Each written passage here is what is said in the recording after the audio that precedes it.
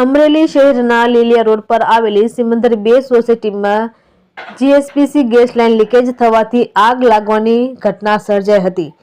ઘટના અંગેની જાણ થતાં જ ઇન્ચાર્જ ફાયર ઓફિસર એચપી સરતેજાની આગેવાની હેઠળ અમરેલી ફાયર એન્ડ ઇમરજન્સી સર્વિસની ટીમ એક મિની ફાયર ટેન્કર સાથે તરત જ ઘટના સ્થળે દોડી પહોંચી હતી।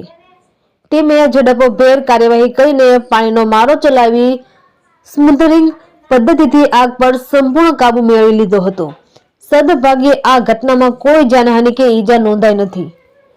અમરેલી ફાયર ટીમની સતર્કતા અને તાત્કાલિક કાર્યવાહીથી મોટો અનર્થ ટળ્યો છે, પરંતુ સતત 2 દિવસમાં ગેસ લાઇન લીકેજથી બનેલી આગની ઘટનાઓએ જીએસપીસી ગેસની કંપનીની સલામતી વ્યવસ્થાઓ અંગે અનેક પ્રશ્નો ઉભા કર્યા છે, જ્યારે જવાબદાર અધિકારીઓ મૌન ધારણ કરી બેઠા છે।